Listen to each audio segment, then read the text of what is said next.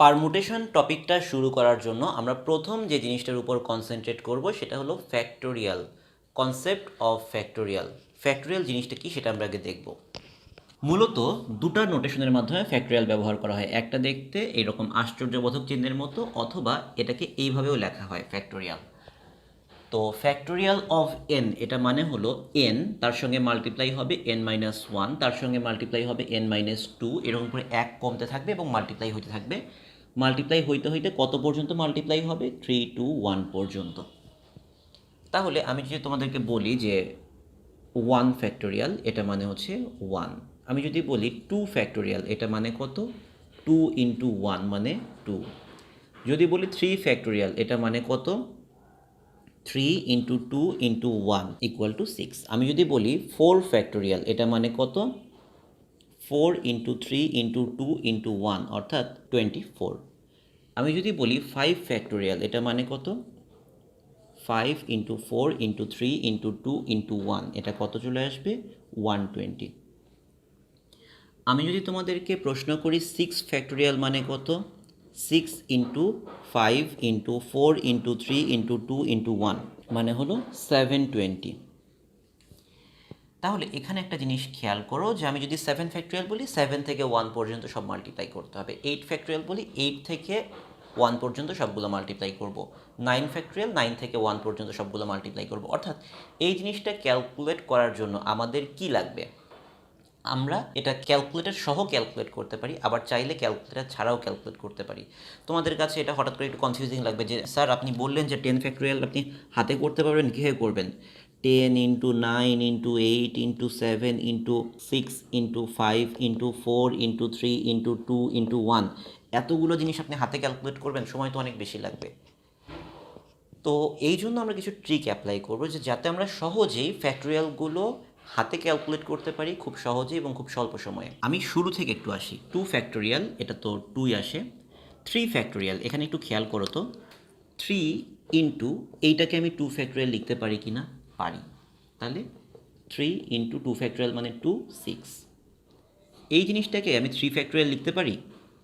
হ্যাঁ পারি। তাহলে 4 ইন্টু 3 ফ্যাক্টোরিয়াল, অর্থাৎ আমি 4 এটাকে লিখতে পারি 4 ইন্টু 3 ফ্যাক্টোরিয়াল, এটাকে লিখতে পারি 5 ইন্টু 4 ফ্যাক্টোরিয়াল, এইটাকে লিখতে পারি 6 ইন্টু 5 ফ্যাক্টোরিয়াল, আমি 7 ফ্যাক্টোরিয়ালকে লিখতে পারি 7 into 6 into 5 into 4 into 3 into 2 into 1, অর্থাৎ 7 ইন্টু 6 ফ্যাক্টোরিয়াল। আমি 8 ফ্যাক্টোরিয়ালকে লিখতে পারি 8 into 7 into 6 into 5 into 4 into 3 into 2 into 1, এইটাকেও আমি এক কথায় লিখতে পারি 8 ইন্টু 7 ফ্যাক্টোরিয়াল।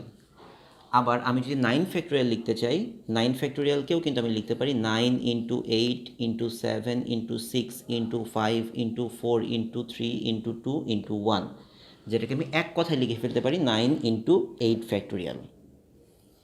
সো একইভাবে আমি এইটাও লিখতে পারি, 10 ফ্যাক্টোরিয়ালকে লিখতে পারি 10 ইন্টু 9 ফ্যাক্টোরিয়াল। দেখো এবার কিন্তু জিনিসগুলো ক্যালকুলেট করা কোনো ডিফিকাল্ট কাজ না। 4 ফ্যাক্টোরিয়াল 4 ইন্টু 3 ফ্যাক্টোরিয়াল মানে 4 ইন্টু 6 মানে হলো 24, এক কথায় বের হয়ে আসে। 5 ফ্যাক্টোরিয়াল মানে 5 ইন্টু 4 ফ্যাক্টোরিয়াল, 5 ইন্টু 4 ফ্যাক্টোরিয়াল মানে কি 24, 120। 6 ফ্যাক্টোরিয়াল 6 ইন্টু 5 ফ্যাক্টোরিয়াল মানে 6 ইন্টু 5 ফ্যাক্টোরিয়াল মানে 120, 720। 7 ফ্যাক্টোরিয়াল মানে হলো 7 ইন্টু 6 ফ্যাক্টোরিয়াল, 7 ইন্টু 6 ফ্যাক্টোরিয়াল মানে 720, ভ্যালুটা চলে আসে 5040। 8 ফ্যাক্টোরিয়াল মানে হচ্ছে 8 ইন্টু 7 ফ্যাক্টোরিয়াল, 8 ইন্টু 7 ফ্যাক্টোরিয়াল বের করেছি 5040, ক্যালকুলেট করলে চলে আসে 40320। 9 ফ্যাক্টোরিয়াল 9 ইন্টু 8 ফ্যাক্টোরিয়াল, 9 ইন্টু 40320। তো মাল্টিপ্লাইটা করে ফেলো।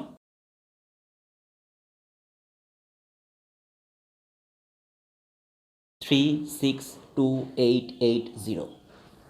এরপর আমি যদি বলি যে 10 ফ্যাক্টোরিয়াল কত? 10 ইন্টু 9 ফ্যাক্টোরিয়াল, 10 ইন্টু 36280 মানে হলো 3628800।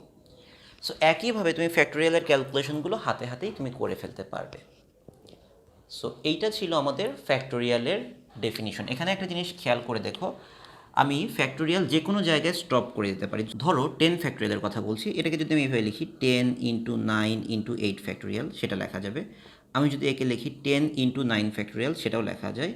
এটাকে যদি এভাবে লিখি 10 ইন্টু 9 ইন্টু 7 ফ্যাক্টোরিয়াল, সেটাও লেখা যায়। আমি যে কোনো একটা জায়গায়, সার্টেন জায়গায় গিয়ে একটা ফ্যাক্টোরিয়াল দিয়ে ওকে স্টপ করে দিতে পারি। যেমন 7-এর পর আমার আর লিখতে ইচ্ছা করলো না, আমি 7 ফ্যাক্টোরিয়াল দিয়ে বুঝিয়ে দিলাম যেটা 1 পর্যন্ত চলে গিয়েছে। তো এটা ছিল ফ্যাক্টোরিয়ালের প্রাথমিক পরিচয়। ফ্যাক্টোরিয়ালের প্রাথমিক পরিচয় এখনও শেষ হয় নাই। আমি তোমাদেরকে যদি প্রশ্ন করি 0 ফ্যাক্টোরিয়াল এইটা মানে কত?